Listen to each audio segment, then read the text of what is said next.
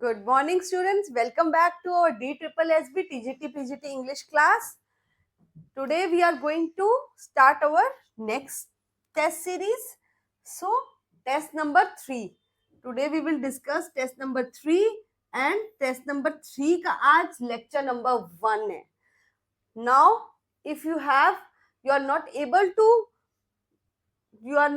to see the class, so you can contact with us on our A1 app. So just download the app and connect with us. Moving towards the first question of lecture number 3.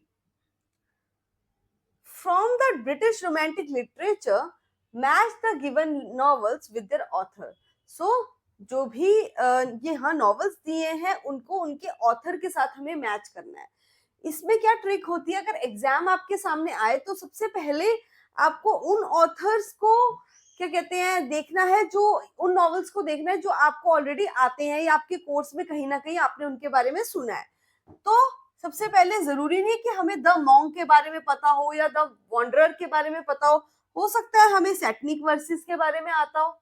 सो अगर हम देखें तो novel ईमा किसका work है? Jain Austin का. सो it is the work of Jain Austin. इसके आगे हम क्या लिख देंगे? 3. सो ईमा is the work of Jain Austin. And Emma was a very intelligent, beautiful and young girl who was a natural matchmaker. जो कि एक natural matchmaker थी. She used to think कि she can read the heart of other person. वो लोगों के दिल तक पहुंच सकती थी, उनका दिल पढ़ सकती थी. इसलिए ही उसको कहते थे natural matchmaker, क्योंकि वो लोगों को आपस में जिनका दिल मिलता था उनकी कुंडली मिलवा के she use to do matchmaking, उनकी शादी करवाती थी. So she was a natural match maker.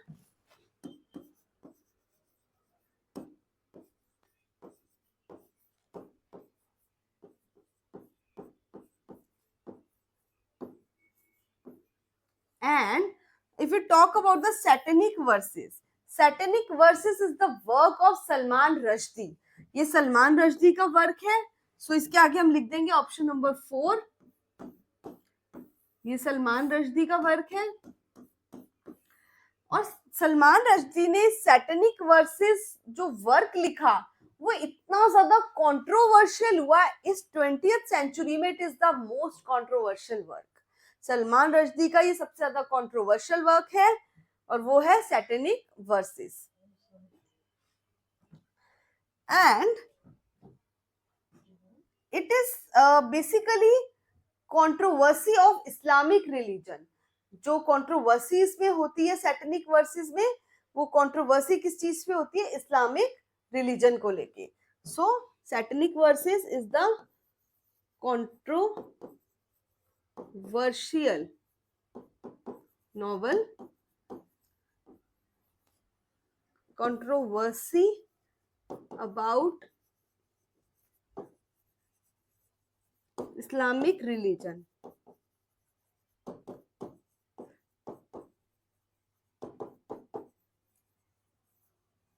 सो इससे हमें क्या पता चलता है? सबसे पहले कि ऑप्शन नंबर जो 1 है उसके साथ 4 मैच हो रहा है. सो ईमा क्या है? थर्ड के साथ क्या मैच हो रहा है? Option number 2 Jain Austin. So third के साथ 2 कितने में है? 2 में. तो हमारे पास 2 ऑप्शन कैंसिल हो गए.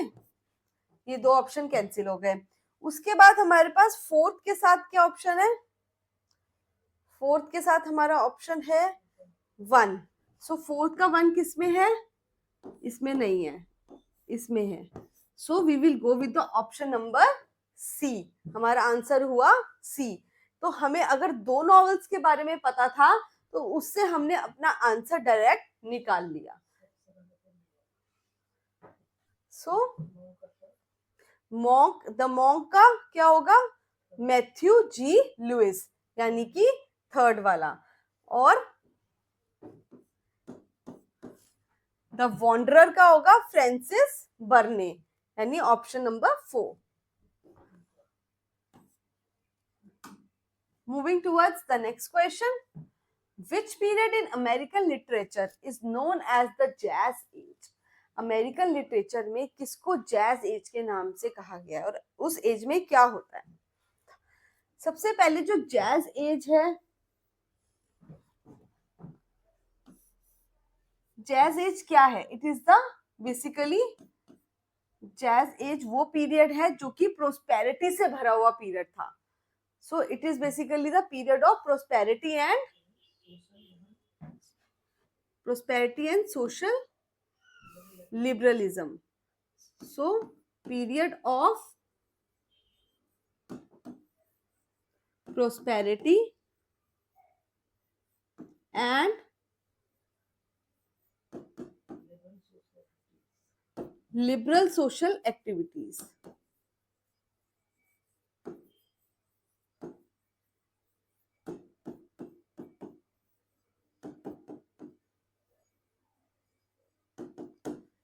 मोरोवर जैज एज में एक ऐसा म्यूजिक था जिसे जैज म्यूजिक कहते हैं और वो म्यूजिक इतना फेमस था कि इस एज का नाम ही जैज एज रख दिया गया.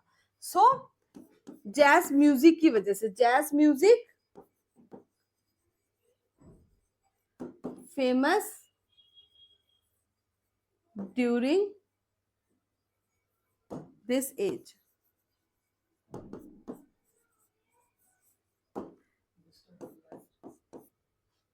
And this term jazz was coined by whom? बताइए किसने टर्म कॉइन की है जैज?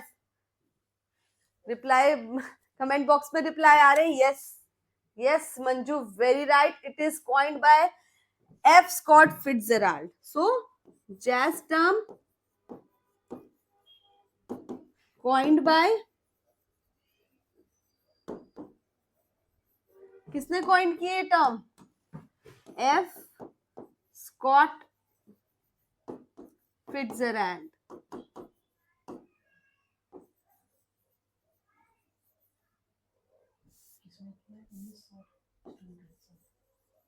और ये टर्म उन्होंने सबसे पहले किस अपनी उसमें यूज किया है बुक में?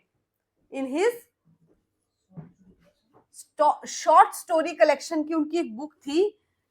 In his short story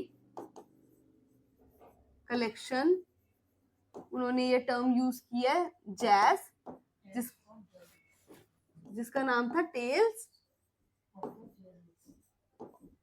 of the jazz age in 1922. So F Scott Fitzgerald ने tales of the jazz age के अंदर इस वर्ड जैज का यूज किया था और यहीं से टर्म कॉइंड हुई. एफ स्कॉट फिट्जराल्ड ने ये टर्म दी है jazz as.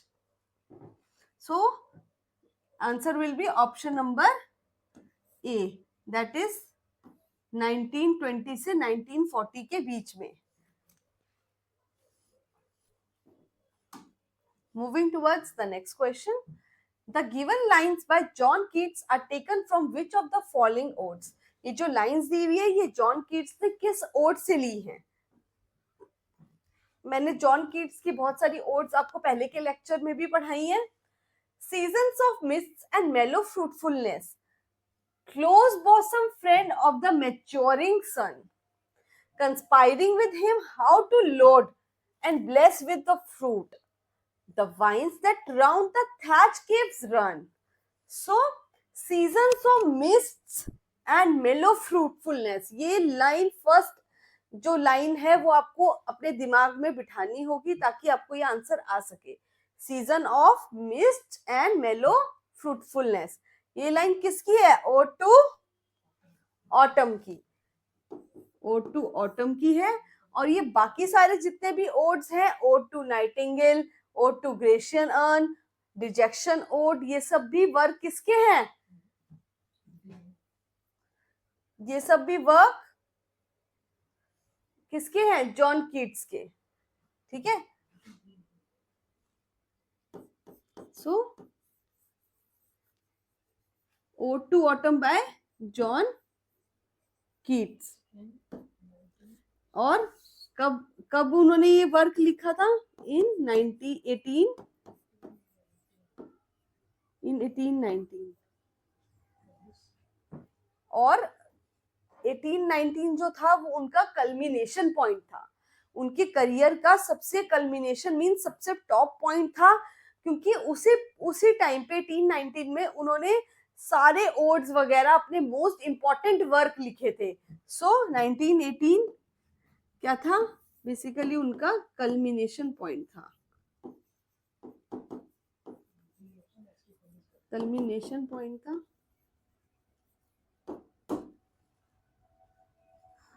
Culmination point John Keats का था 1819, और उसी में उसने ज्यादातर सारे ओड्स लिखे हैं, ode to autumn, ode to nightingale, ode to Grecian urn. But ये जो लास्ट ओड है, ओड टू डिजेक्शन, ये किसका वर्क है? एसटी कॉलरिज का वर्क है। ये भी रोमांटिक एज का ही work, but this is the work by ST Coleridge. So the answer will be ode to autumn. Moving towards the next question, eat to brute, a famous phrase from Julius Caesar, showcases which emotion of the speaker? Eat to brute, ये एक Latin line है जो कि किसने कही है? Julius scissor ने कही है अपने कॉन्फिडेंशियल फ्रेंड, जो उसका बहुत ही क्लोज फ्रेंड था। किसका? जूलियस सीजर का। ऐसा फ्रेंड जिसको उसके सारे सीक्रेट्स पता थे और जिसपे वो ब्लाइंडली ट्रस्ट करता था, वो था ब्रूटस। सो ये लाइन किसने कही है? जूलियस सीजर ने ये लाइन कही है अपने फ्रेंड ब्रूटस से। और किस सेंस में कही है? डिसबिलीव, क्योंकि उसको अपने दोस्त से डिसबिलीव हो गया, मतलब उसका बिलीफ उठ गया अपने दोस्त से कि तुम भी मेरे को मारने की कॉन्स्पिरेसी में इन्वॉल्व हो। So it was a shock for Julius Caesar कि उसका फ्रेंड जो ब्रूटस है उसने उसका बिलीफ तोड़ दिया है, और वो भी उसको मारने के लिए कॉन्स्पिरेसी में शामिल है। So it is the story of basically disbelieve. ये जो लाइन लिखी गई है ई टू ब्रूट, ये डिसबिलीव है जूलियस सीजर का।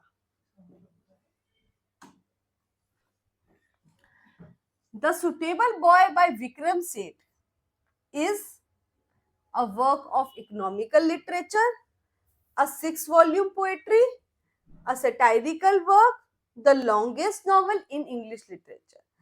जो विक्रम सेठ है उनका सुटेबल बॉय बहुत ही फेमस वर्क है, और ये वर्क किस चीज के लिए है? It is the longest work, ये सबसे बड़ा वर्क है।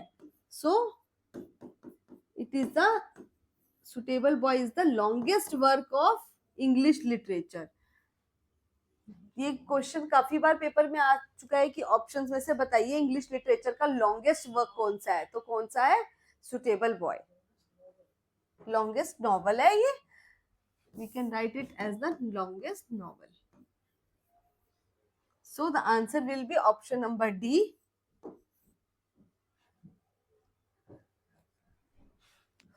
Moving towards the next question, the line earth is the right place for love was penned by, अर्थ जो है बिल्कुल सही जगह है प्यार मोहब्बत करने के लिए। ये लाइंस किसने कही हैं और क्यों? ये लाइन कही है रॉबर्ट फ्रॉस्ट ने अपने किसमें कही है? बर्चिस के अंदर। सो उनकी पोयम है बर्चिस जिसमें उन्होंने ये लाइन कही है, earth is the right place for love. So we will go with the option number C, that is Frost in Birches. और रॉबर्ट फ्रॉस्ट को क्या मिला 4 बार? 4 टाइम्स। फ्रॉस्ट गॉट, क्या मिला इनको? 4 टाइम्स पुलिट्जर प्राइज मिला इनको।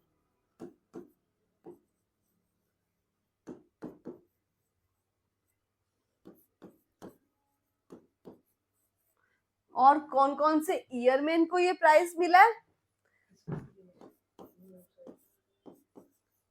सबसे पहला न्यू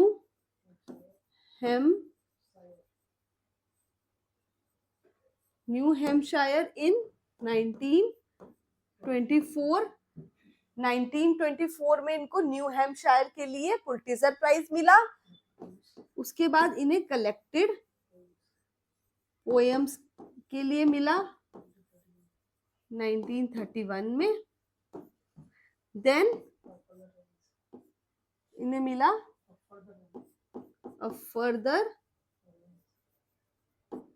फर्दर रेंज के लिए। कौन से ईयर में मिला? 1937 में फर्दर रेंज के लिए मिला इन्हें। और लास्ट इन्हें मिला द विटनेस ट्री के लिए इन्हें पुलिट्जर प्राइज मिला 1943 में। सो NCRT, हम इसको ट्रिक से याद करते हैं। NCRT यानी New Hampshire collected poem, R further range, T the witness tree. So ये इनके ईयर्स हैं। ये चार जो है पुलिट्जर प्राइज किसको मिले हैं? रॉबर्ट फ्रॉस्ट को। So this is all about this question. Moving towards the next question, number 7. Read the following lines and identify the correct author. Born in modern day Sri Lanka, this writer was a victim of poor mental health. कौन सा ऐसा writer था जो poor mental health का शिकार हो गया था? And he was a modern day, born in modern day Sri Lanka. जो आज श्रीलंका है, आज के टाइम में जो पार्ट श्रीलंका का है उस पार्ट में वो बॉर्न हुआ था। बट वो मजबूरी में किसी हालातों के चलते he became mental health problem, उसको बहुत ज्यादा मेंटल हेल्थ की प्रॉब्लम हो गई थी। But also one of the largest contributor, पर उन्होंने ऑक्सफोर्ड डिक्शनरी में बहुत ज्यादा कॉन्ट्रीब्यूशन किया है। तो वो कौन से हैं जिन्होंने ऑक्सफोर्ड डिक्शनरी में कॉन्ट्रीब्यूशन किया है? क्या वो जीबी शॉ है, क्या विलियम शेक्सपियर है, या विलियम चेस्टर माइनर है, या डॉक्टर जेम्स मूरे हैं? It is option number C, that is doctor William Chester. He was the person who he was a contributor in Oxford Dictionary. और dictionary के संदर्भ में हमें एक बात जरूर याद आती है, उनको हम उस नाम को हम कभी भूल नहीं सकते, क्योंकि वो एक ऐसे इंसान है जिन्होंने जो है हमारी इंग्लिश डिक्शनरी को लिखा था। So he was the writer of English dictionary. कौन है वो? Doctor Samuel Johnson, who made English dictionary, who made dictionary of English language for the first time.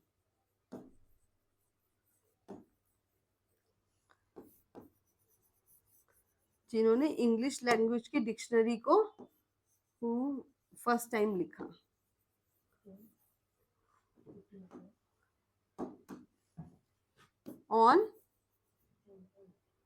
in 15th April 1755.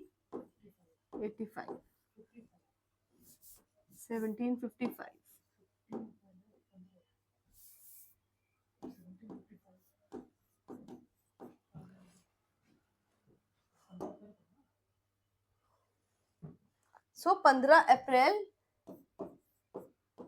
1755 में इन्होंने ये डिक्शनरी, सैमुअल जॉनसन ने अपनी dictionary बनाई, English dictionary. ठीक है, तो इनका नाम, सैमुअल जॉनसन का नाम आते ही हमें डिक्शनरी का जरूर ध्यान में आता है। When was lyrical ballads published? Lyrical ballads कब पब्लिश हुआ? ये सब हम जानते हैं, मैंने पहले के लेक्चर्स में लिरिकल बैलेट्स बहुत अच्छे से आपको एक्सप्लेन किया है कि जो लिरिकल बैलेट्स है वो एक कोलैबोरेटेड वर्क है। किसका कोलैबोरेटेड वर्क है? ये कोलैबोरेटेड वर्क है एस.टी. कॉलरिज का और विलियम वर्ड्सवर्थ का।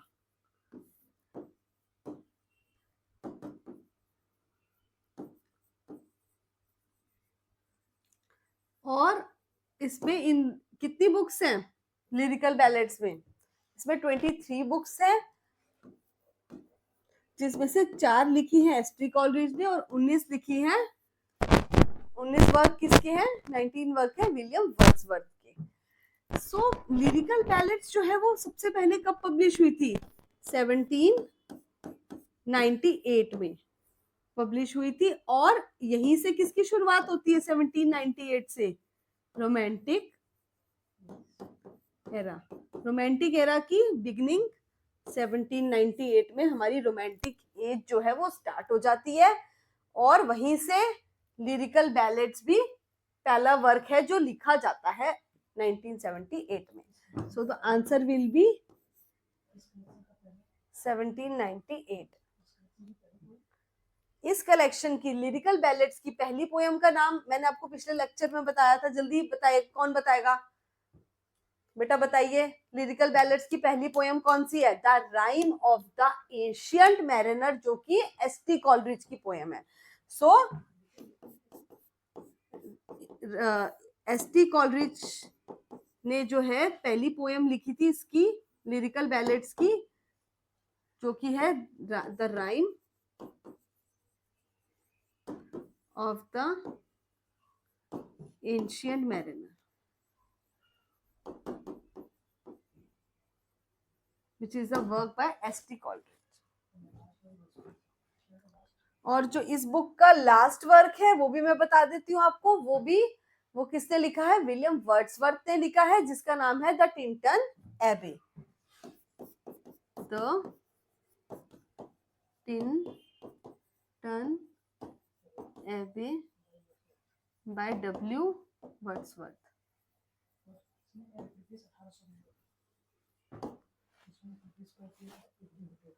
और 1800 में इसमें एक एडिशन हुआ था। क्या एडिशन हुआ था? लिरिकल बैलेट्स का प्रीफेस ऐड किया गया था, यानी कि 1800 में क्या हुआ था? Preface to lyrical ballads add हुआ था, एड ऑन हुआ था। और अमेरिका के अंदर क्या हुआ था? 1802 में पब्लिश्ड हुआ था यही work, published in America. America में कब पब्लिश हुआ ये काम? 1802 के अंदर पब्लिश हुआ। और 1805 में क्या बेटा बताइए? 1805 में 1805 में ये दोबारा से पब्लिश्ड हुआ था, पब्लिश्ड अगेन इन 1805।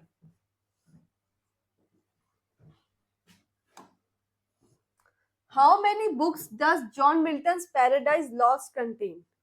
जो जॉन मिल्टन की पैराडाइज लॉस्ट है वो कितनी बुक्स कंटेन करती है? जॉन मिल्टन की पैराडाइज लॉस्ट जो है, it is an epic work. ये पहली बात तो एक एपिक वर्क है, और इन्होंने इसको कब लिखना शुरू किया था? started writing Paradise Lost in 1658 and complete कब किया उन्होंने ये काम? and completed the work in 1665। शुरू तो उन्होंने 58 में किया ये पैराडाइज लॉस्ट, और कंप्लीट कब किया? 1665 में ये जाके पूरा हुआ काम। और इसको पब्लिश कब किया? पब्लिश्ड हुआ ये for first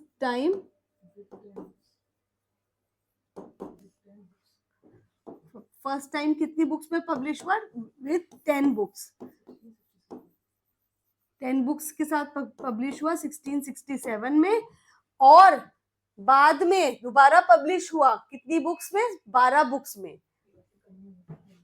so published again with 12 books in in 1674, ठीक है। अब ये 10 की बुक 12 कैसे हो गई, क्योंकि 7 और 10 जो इसका लेसन था उसको ब्रेक करके दो भागों में बांट दिया गया, इसलिए ये 10 की कितनी हो गई 12, क्योंकि इसमें 2 चैप्टर और बढ़ गए। सो टोटल कितने हो गए 12 बुक्स। इसमें जो स्प्लिट हुआ था वो भी हम लिख सकते हैं, that split in book number, कौन सी बुक में स्प्लिट हुआ था, split in book number 7 and book 10। 7 और 10 नंबर बुक से क्या हुआ था, स्प्लिट हुआ था, ठीक है। 7 और 10 दोनों बुक्स के अंदर स्प्लिट हुआ था और इसलिए 2 बुक्स बढ़ गई। Question number 10, Ruskin Bond is an Anglo Indian author of British descent, which of the following was his first novel. So English जो क्या कहते हैं रस्किन बॉन्ड थे, ये एंग्लो इंडियन थे, he was an Anglo Indian, और इनका पहला वर्क फर्स्ट नॉवल कौन सी थी, his first novel was the room on the roof. Room on the roof was the first novel of Ruskin bond, और ये बहुत ज्यादा फेमस भी हुआ वर्क। इनके और भी बहुत सारे वर्क हैं, जैसे कि दिल्ली इज नॉट फार, ये भी इनका वर्क है, इनका रस्किन बॉन्ड का ही वर्क है। काइट, काइट मेकर भी इनका एक वर्क है। और रूम ऑफ द रूफ के लिए इन्हें क्या मिला है, इनको प्राइज मिला है रूम ऑन द रूफ के लिए। सो और the prize he got for the room on the roof is जो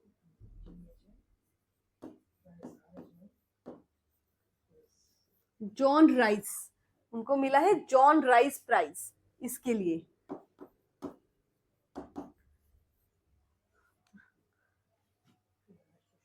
moving towards next question, which of the following poem has not been written by John Donne। John Donne, सबसे पहले मैंने आपको पिछले lecture में बताया था कि जॉन डोन कौन थे, चीफ थे, ही was the chief of metaphysical school of poetry, ये वो चीफ थे मेटाफिजिकल स्कूल के, ही was the chief of metaphysical school of poetry. और इन्होंने ही, ये वो व्यक्ति थे जो मैंने आपको पहले भी बताया, जिन्होंने 19 रिलीजियस सोनेट्स लिखी थी। रिलीजियस मतलब होली सोनेट्स, इन्होंने 19 रिलीजियस सोनेट्स लिखी थी जॉन डोन ने। He wrote 19 Holi sonnets.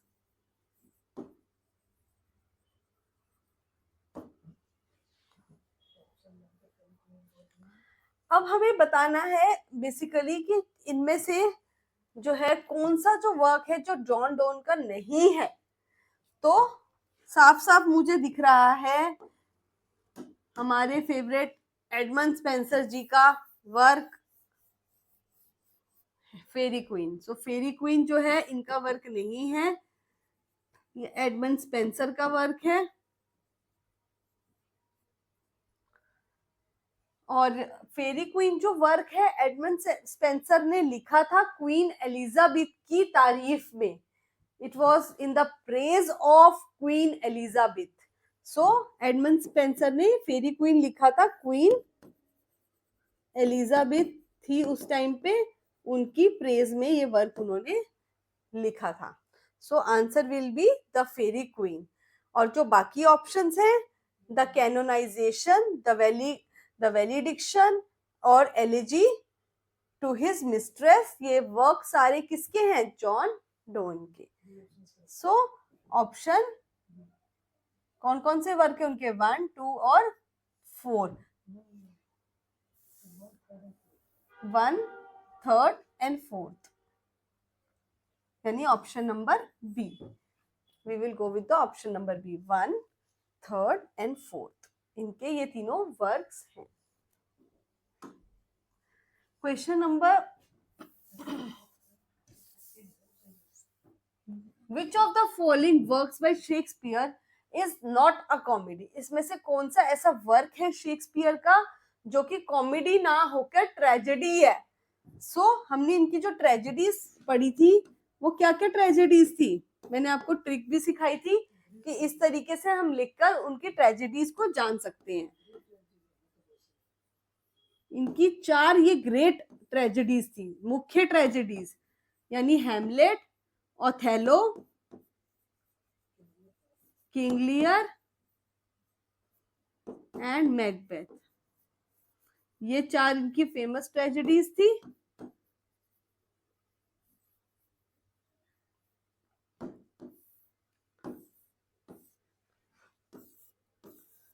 और इस ऑप्शन में हमें क्या देखने को मिलता है? मैकबेथ। मैकबेथ भी उनकी एक बहुत फेमस ट्रेजेडी थी शेक्सपियर की। अब Merchant of Venice, Much Ado About Nothing, As You Like It, ये भी सारे विलियम शेक्सपियर के ही वर्क हैं, बट इनमें से ट्रेजेडी जो है वो मैकबेथ है। So these all are comedies, ये सब कॉमेडी हैं। We will go with the option number C. और एक बात है, एक इंपॉर्टेंट जो क्वेश्चन एग्जाम में आता है कई बार, कि इन सब ट्रेजेडीज को कहा क्या जाता है? जैसे हेमलेट को कहते हैं डिलेइंग इन, हेमलेट जो ट्रेजेडी है it is related to delaying in decision, ये एक डिलेइंग डिसीजन की ट्रेजेडी है।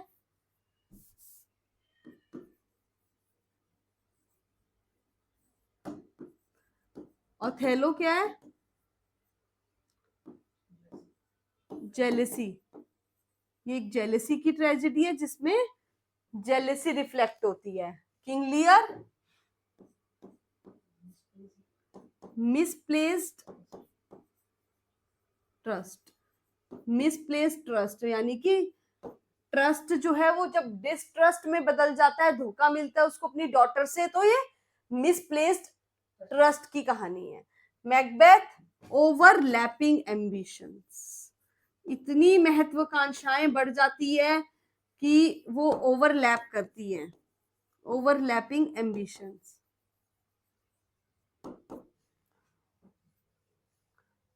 So this is all about the question number 12. In Henrik Ibsen's Ghosts, Henry Ibsen का वर्क है घोस्ट, ऑसवर्ल्ड एल्विंग केम बैक, जिसमें character होता है ऑसवर्ल्ड एल्विंग। वो वापिस आता है अपने घर में, कहां से वापिस आता है? पेरिस से। तो वो क्या करने आता है basically? So answer will be, पहला देखिए ऑप्शंस क्या है, to take his mother with him to Paris, क्या वो अपनी माँ को पेरिस ले जाने के लिए आता है? या B, to persuade Regina to marry him, to meet Pastor Manders, D, he did not like Paris. तो किस लिए वापस आता है पेरिस से? To persuade Regina to marry him, वो चाहता है कि रेजिना उससे मैरिज कर ले। So option will be answer number B. Moving towards the next question. All the world is a stage and all the men and women merely are the players. ये पूरी दुनिया एक स्टेज है और हम सब उसके खिलाड़ी हैं। They have their exists and their entrances. और हम सबका आना और जाना लगा रहेगा। ये किसकी लाइन है? ये लाइन, ये सारे मैकबेथ, ये सारे विलियम शेक्सपियर के ही वर्क्स हैं और उसमें से किसकी लाइन है? ये एज यू लाइक इट की। These lines are from As You Like It, which is a work by William Shakespeare. So सारे वर्क इनके ही है, विलियम शेक्सपियर के ही वर्क है। So moving towards the next question. Which writer is known to give birth to the detective fiction genre? कौन सा ऐसा writer था जो कि जिन्होंने जन्म दिया है, किसको जन्म दिया है? डिटेक्टिव फिक्शन को, जासूसी की फिक्शन को. So he is one and only Edgar Allan Poe. Neither Mark Twain भी नहीं है इसका आंसर, एचपी लवलेनेफ्ट भी नहीं होगा, आर्थर कैनन भी नहीं होगा. It is one and only Edgar Allan पो. और इन्होंने एक टर्म दिया है, इन्होंने भी इनकी जो जो इन्होंने एक टर्म दिया है वो क्या है?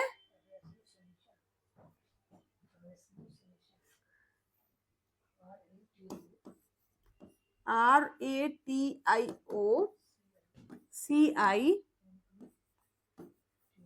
रेशियोसेनिशन. सो इन्होंने ये टर्म दी है एडगर एलन पो में. और इस टर्म का क्या मतलब है रेशियोसेनिशन का? कि जब हमारे पास कोई भी दो तरीके के इवेंट्स होते हैं या दो तरीके की सिचुएशन साथ में आती है, रेशो में आती हैं, तो हम उन दो सिचुएशंस को कैसे रेशो में रख के जोड़ सकते हैं और कैसे उनसे प्रॉब्लम्स का सोल्यूशन निकाल सकते हैं. तो रेशो का क्या मतलब होता है? हमने पढ़ा हुआ है ना रेशो. तो यहाँ पे फर्स्ट सिचुएशन और सेकंड सिचुएशन दोनों को आपस में रेशो में जोड़ के प्रॉब्लम का सोल्यूशन निकाला जाता है, उसको कहते हैं रेशियोसेनिशन, जो कि टर्म किसने दी है? एडगर एलन पो ने. Question number 16, which of the following is not a work of Robert Frost? इसमें से कौन सा ऐसा वर्क है जो रॉबर्ट फ्रॉस्ट का नहीं है? The Gift Outright, A Boy's Will, Fire and Ice and Ulysses. ये तीनों ही रॉबर्ट फ्रॉस्ट के वर्क हैं. The Gift Outright, A Boy's Will, Fire and Ice. जबकि यूलिसिस जो है वो किसका वर्क है? Ulysses is the poem by Tennyson. ये एक पोयम है जो टेनिसन ने लिखी है. एंड द यूलिसिस एक नॉवल भी है.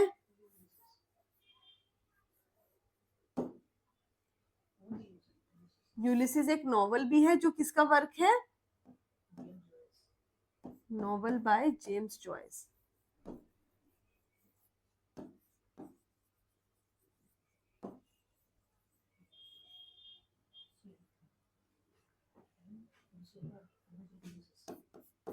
And the adventure of Ulysses भी एक वर्क है.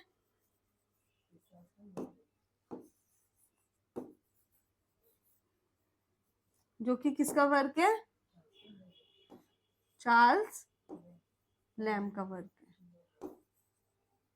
है और उनकी सिस्टर मैरी लैम्ब. तो इसलिए जब पेपर में आए तो ट्विस्ट करके क्वेश्चन आ सकता है, हमें कंफ्यूज नहीं होना. जब यूलिसिस पोयम की बात हो तो टेनिसन ने लिखी है, जब यूलिसिस नॉवल की बात हो तो जेम्स जॉयस का वर्क है. और द एडवेंचर ऑफ यूलिसिस, ये तो डिफरेंट नाम ही हो गया, इसके आगे एडवेंचर जुड़ गया. So the adventure of Ulysses किसका वर्क है? Charles Lamb and Mary Lamb दोनों का. So the answer will be D Ulysses, जो कि रॉबर्ट फ्रॉस्ट का वर्क नहीं है. Question number 17, which of the following is not a work of William Faulkner? इनमें से कौन सा है जो विलियम फकनर का काम वर्क नहीं है? Option number A, dry September. Option number B, a farewell to arms. Option number C, Absalom Absalom. Option number D, as I lay dying. इनमें से कौन सा है जो विलियम फकनर का वर्क नहीं है? So the option, the answer will be B, a farewell to Arms. It is a work by Ernest Hemingway.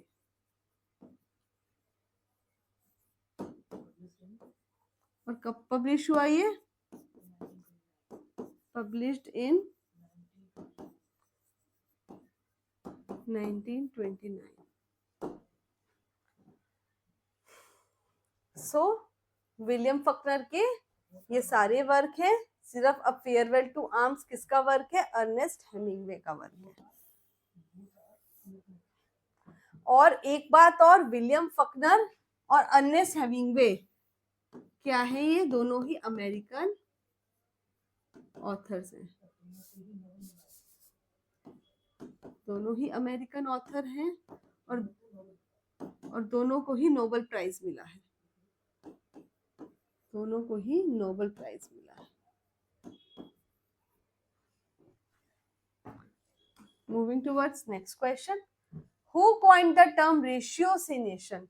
अभी मैंने आपको थोड़ी देर पहले बताया था एडगर एलन पो ने एक टर्म कॉइन की है रेशियोसिनेशन, जिसमें दो इवेंट्स, दो सिचुएशंस, दो थॉट्स को रेशियो में रखा जाता है और उनको जब आपस में मिलाया जाता है दो थॉट्स को, तो उसी प्रोसेस को कहते हैं ratiocination. So it is the term by Edgar Allan Poe. Option number D. Ninth line of Spencerian stanza is written in which? In iambic pentameter, in iambic tetrameter, in iambic hexameter और trochaic hexameter? किसमें लिखी गई है? Ninth line of Spencerian stanza.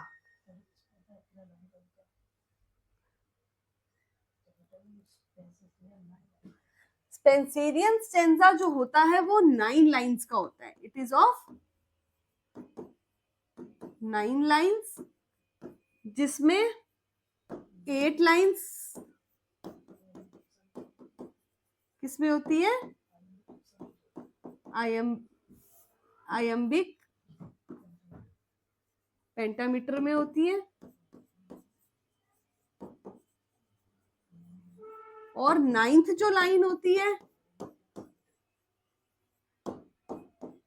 एक line होती है iambic hexameter में।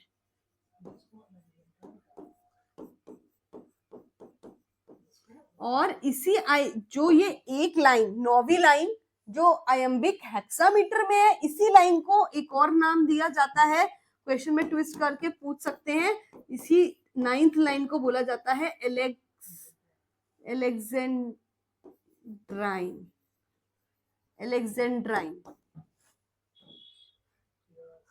सो alexandrine line कहा जाता है 9वीं लाइन को, यानी आयम्बिक हेक्सामीटर वाली लाइन को।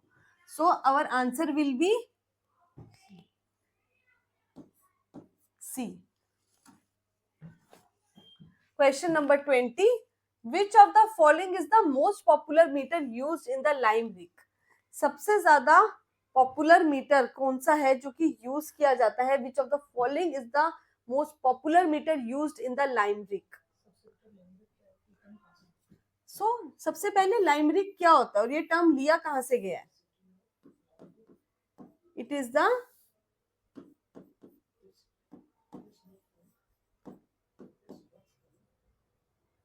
its birth from the city of Limerick in Ireland.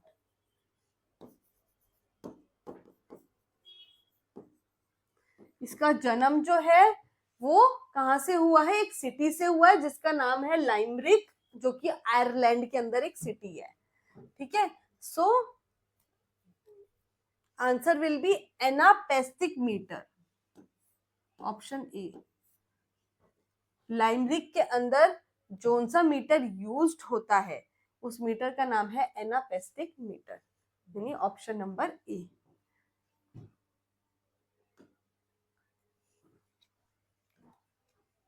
Question number 21, which of the following are the approaches to learning and teaching? इनमें से कौन सी अप्रोचेज हैं जो पढ़ने के लिए और पढ़ाने के लिए दोनों में काम आती है, यानी कि टीचर जो टीचिंग के दौरान यूज करता है और हम एज अ लर्नर भी उसको यूज करते हैं। सो कॉम्पिटेंसी बेस्ड अप्रोच, लर्निंग के लिए क्या कॉम्पिटिटिव अप्रोच होनी चाहिए? यस, लर्निंग तभी हमें आएगी, हमें तभी कोई चीज याद मतलब लर्न कर पाएंगे जब हम हमारे साथ और लोग भी उसी कंपटीशन में बैठे होंगे, क्योंकि कंपटीशन मेथड जो होता है उसके थ्रू हम जल्दी चीजें लर्न करते हैं जब हम किसी से compete करते हैं.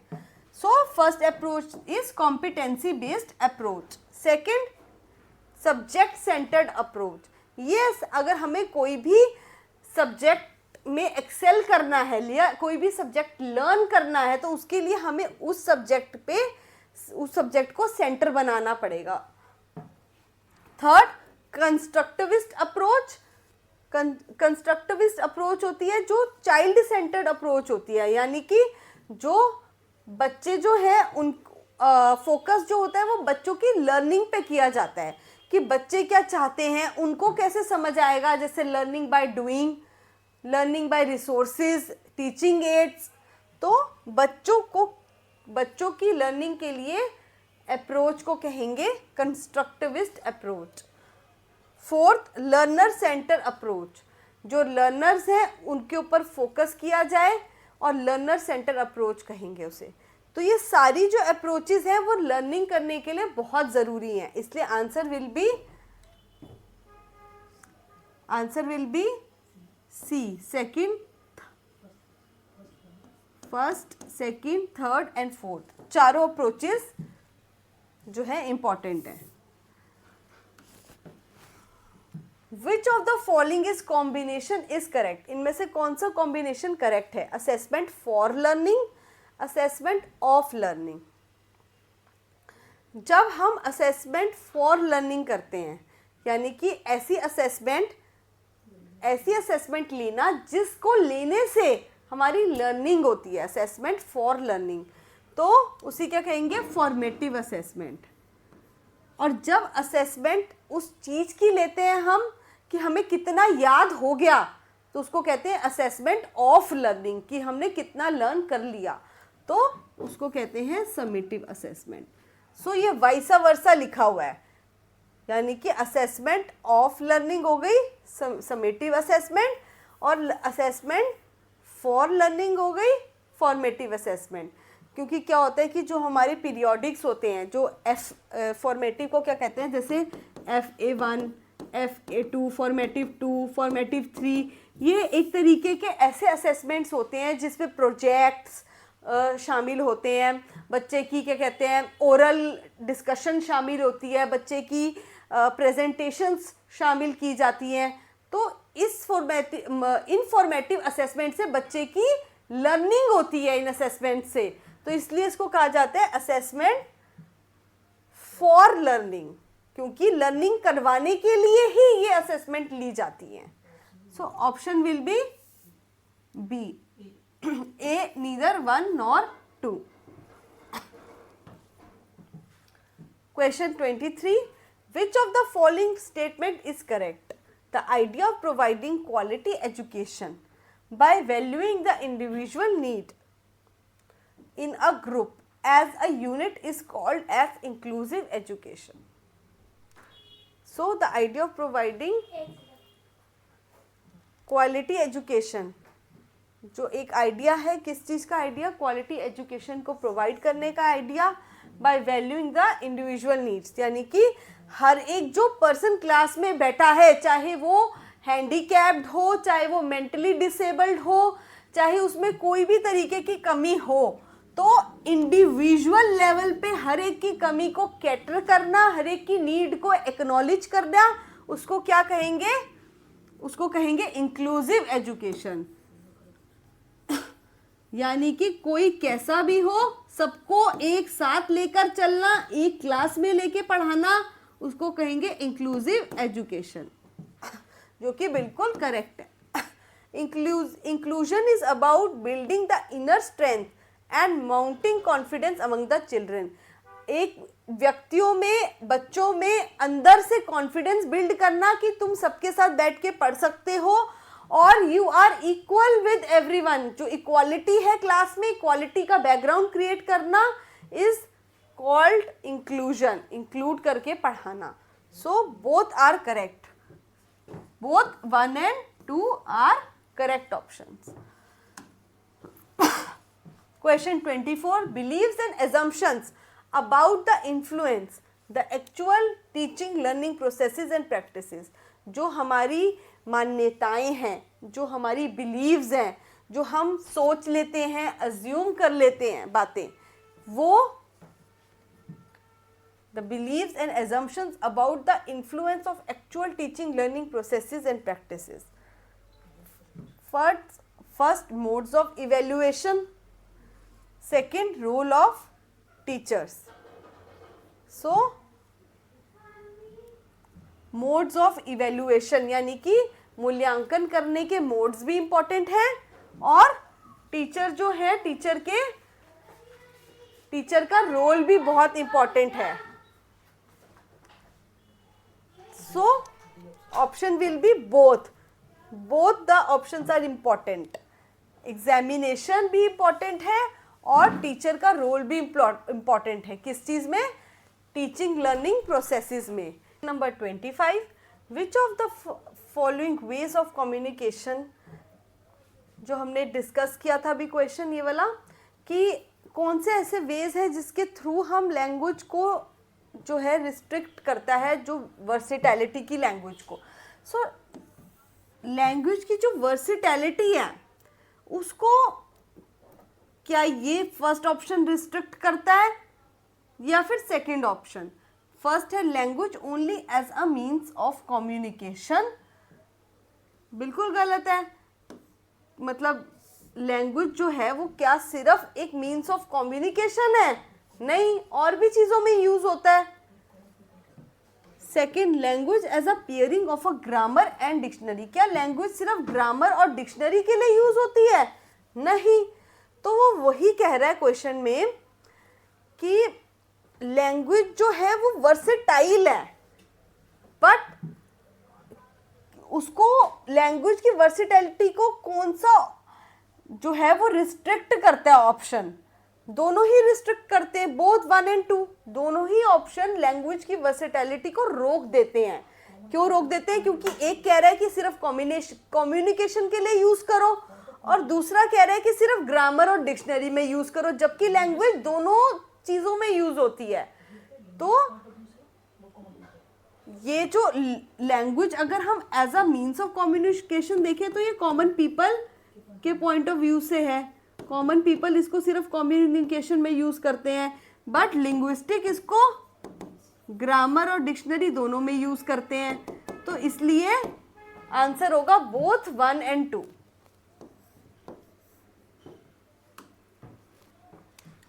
Society thinks that certain types of works are meant to be done by males. Society कहती है कुछ ऐसे काम है जो आदमी के हैं और कुछ ऐसे काम है जो फीमेल्स के हैं. सो हमें बताना है कि इनमें इस स्टेटमेंट से कौन सी मैच कर रही है. A, we rarely see women tilling a land using a plough. हम बहुत कम देखते हैं कि जो औरतें हैं वो खेती बाड़ी कर रही हैं.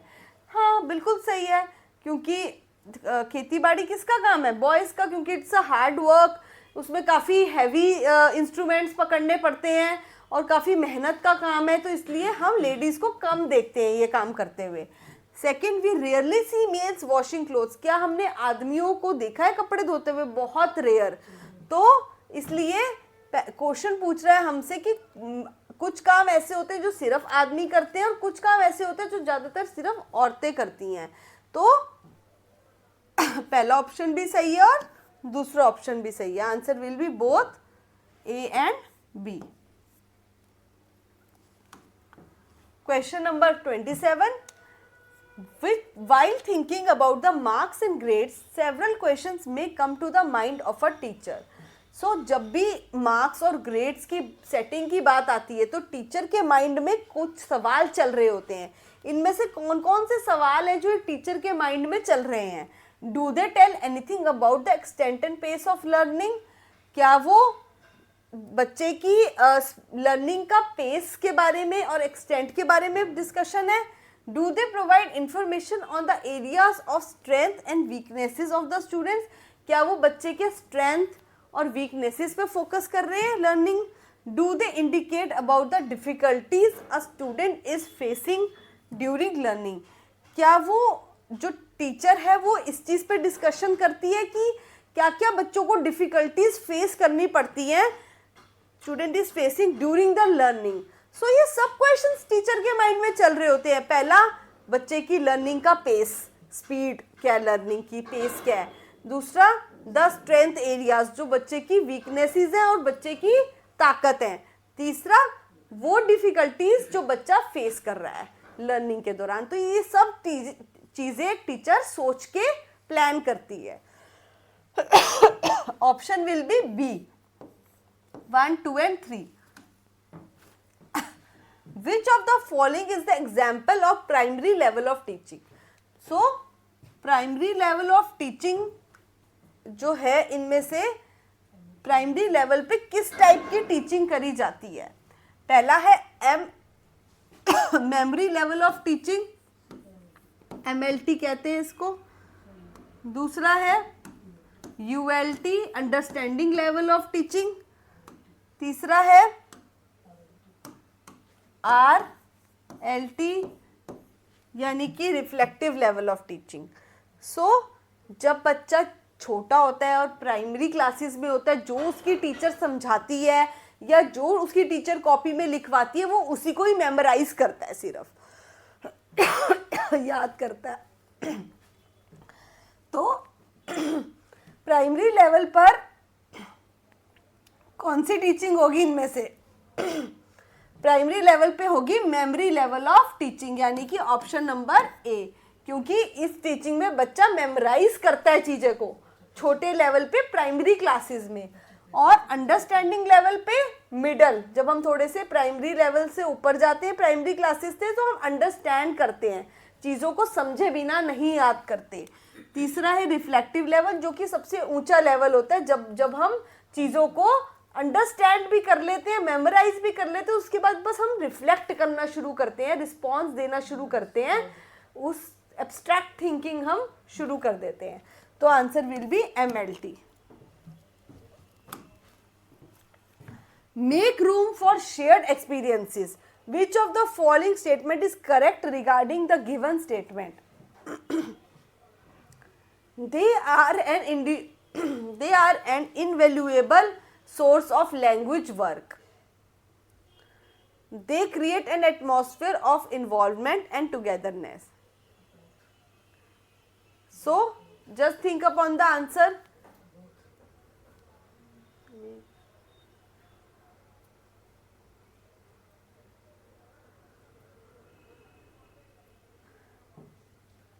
Both are correct.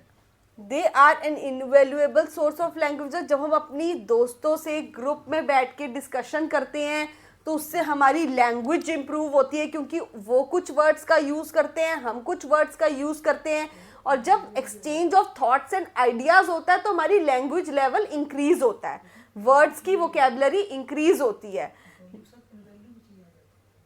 They create an invaluable source, तो इनवैल्यूएबल मतलब चीज़ें हमें सीखने को हमें चीज़ें सीखने को मिलती हैं। ये इनवैल्यूएबल सोर्स कैसे बन जाता है? इनवैल्यूएबल सोर्स इस तरीके से बनता है क्योंकि कई बार जब हम डिस्कशन कर रहे होते हैं तो कुछ बच्चे ऐसी रैंडम चीज़ें बोलते हैं, जैसे कि जिनका कोई भी क्या कहते हैं, जिन बातों का कोई भी वैल्यू नहीं होती, गलत बातें बोलते हैं, या फिर कोई अब्यूजिव लैंग्वेज यूज़ कर लेते हैं, आपस में गाली यूज़ करते हैं, कोई गलत बात बोलते हैं।